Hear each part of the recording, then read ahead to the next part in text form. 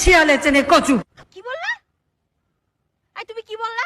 রতনে রতন চেনে শিয়ালে চেনে কচু। আমি কিছুতেই মেনে নিতে পারবো না। কেন? শিয়ালে কোনোদিন কচু খাই শুনেছেন?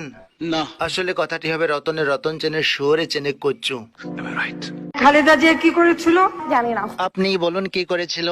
মুরগির উপরেও বোমা মেরেছে। এটা কি কোনো কথা? জানি না, তবে এটা হাস্যকর। এই ধরনের আজগবি মার্কা বক্তব্যকে আমরা হাস্যকর বলেই চিনে থাকি। সকলের হাতে মোবাইল ফোন। এই মোবাইল ফোন কে দিয়েছে? কেউ দেয়নি, নিজের টাকা দিয়ে কিনেছি। আওয়ামী লীগ সরকার দিয়েছে। আমি বিশ্বাস করি না।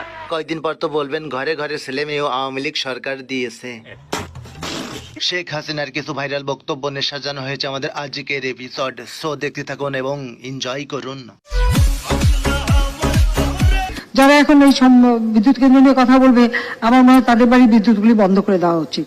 বোঝা ভালো, বেশি বোঝা ভালো না। আজকে ইন্টারনেট, ফেসবুক বা ইউটিউব যাই ব্যবহার হচ্ছে সেগুলি তো আমাদেরই করা। না জানি কবে বলবেন ফেসবুক ইউটিউবের প্রতিষ্ঠাতা আওয়ামী লীগ সরকার। একটা কাউন্সিলর যদি বলে যে আপনাকে চাই না, আমি থাকবো না। ও ভাই, মারো মুঝে, মারো মারো মুঝে, মারো। নারীর ক্ষমতায়ন কোথায়? আপনি ভালো নাচতেও পারেন, আবার দেখি প্লিজ। এমন নাচ নাচিয়া নেব মন কাড়িয়া ছম ছম ছম ছম ছম। পাগল হয়ে গেল নাকি? কি বলছিস তুই? কি আর বলবে, কারণ সে তো পেঁয়াজ ছাড়াও রান্না করতে পারে। পেঁয়াজ ছাড়াও কিন্তু রান্না হয়। বলেন কি? হ্যাঁ, আমি কিন্তু করি।